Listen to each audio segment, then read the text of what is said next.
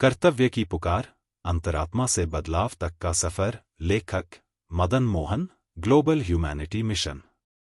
राजेश एक सरकारी कार्यालय में वरिष्ठ पद पर कार्यरत था। वह नौकरी तो कर रहा था, लेकिन उसे एहसास था कि वह अपने काम में पूरी ईमानदारी और जिम्मेदारी से नहीं जुटा। वह अक्सर फाइलों को टाल देता, लोगों को इंतजार कराता और अपने अधिकारों का गलत इस्तेमाल करता। उसे लगता था कि हर कोई यही करता है, तो वह क्यों अलग हो। लेकिन राजेश का दिल इस बात को स्वीकार नहीं कर पाता था। उसकी अंतरात्मा उसे बार बार झकझोरती थी। एक दिन एक साधारण किसान रमेश, जो अपनी जमीन के कागजात ठीक कराने के लिए महीनों से चक्कर लगा रहा था, थककर राजेश के सामने आ गया। उसने कहा, साहब, आप बड़े आदमी हैं, आपकी एक सिफारिश मेरे लिए एक नई जिंदगी दे सकती है।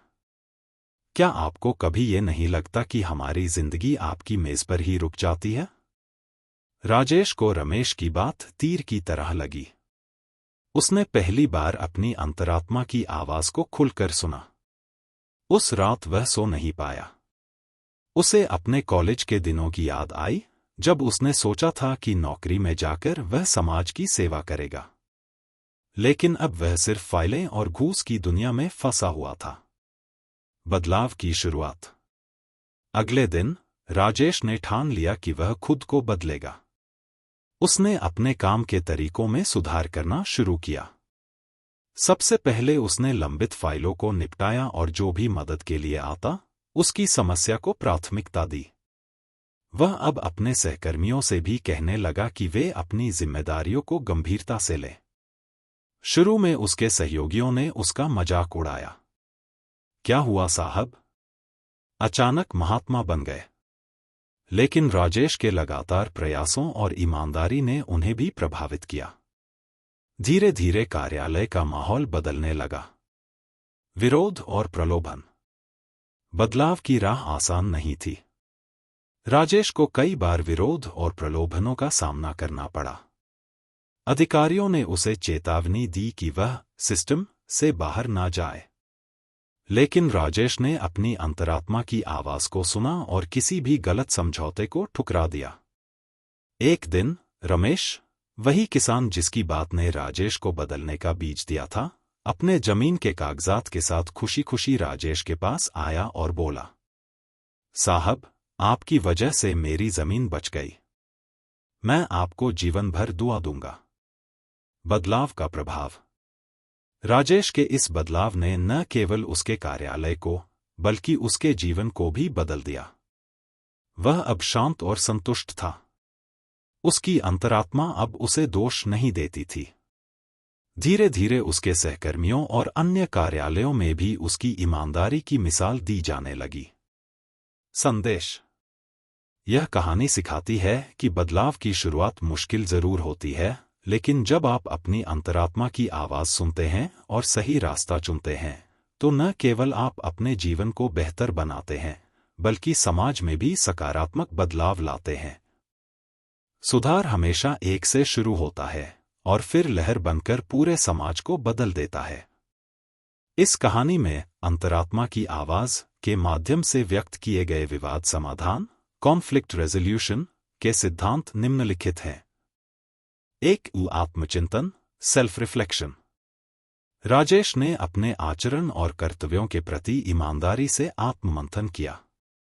उसने अपनी अंतरात्मा की आवाज सुनी और यह महसूस किया कि वह अपने दायित्वों का सही तरीके से निर्वहन नहीं कर रहा था। आत्मचिंतन ने उसे सुधार की दिशा में पहला कदम उठाने के लिए प्रेरित किया। 2. सहानुभूति, एम्पैथी।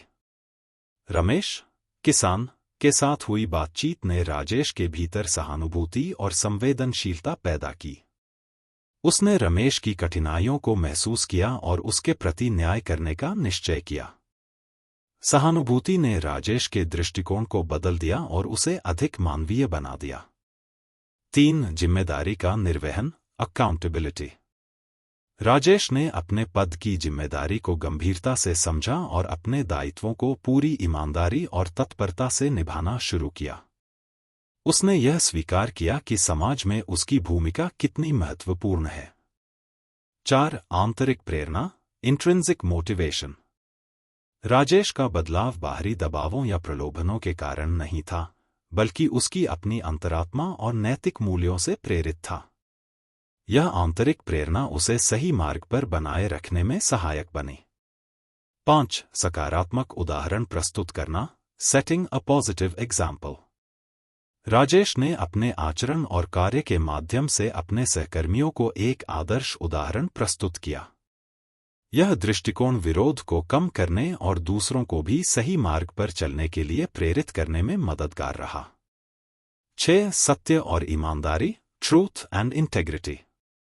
सत्यनिष्ठा के साथ काम करना राजेश का प्रमुख सिद्धांत बन गया। उसने अपने काम के प्रति ईमानदार रहते हुए बाहरी प्रलोभनों और विरोधों का सामना किया। 7. संवाद, कम्युनिकेशन।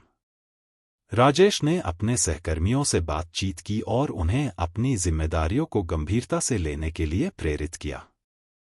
संवाद ने एक बेहतर कार्य वातावरण बनाने में महत्वपूर्ण भूमिका निभाई। 8. धैर्य और दृढ़ता, पेशेंस एंड परसेवरेंस। परिवर्तन की प्रक्रिया में राजेश को कई बाधाओं का सामना करना पड़ा। उसने धैर्य और दृढ़ता का प्रदर्शन किया और अपने मूल्यों के साथ समझौता किए बिना अपना कार्य जारी रखा। 9. लघु प्रयासों का प्रभाव, impact of small actions. Rajesh ने महसूस किया कि उसके छोटे छोटे सुधार बड़े बदलाव का आधार बन सकते हैं। यह समझ उसे निरंतर सुधार के लिए प्रेरित करती रही। निष्कर्ष। कहानी में दिखाए गए ये सिद्धांत बताते हैं कि आत्मनिरीक्षण, सहानुभूति और सत्यनिष्ठा के साथ किए गए प्रयास कैसे न केवल व्यक्ति बल्कि पूरे समाज में सकारात्मक बदलाव ला सकते हैं। विवाद समाधान का यह दृष्टिकोण केवल बाहरी समस्याओं को ही नहीं, बल्कि आंतरिक संघर्षों को भी हल करने में मदद करता है। धन्यवाद।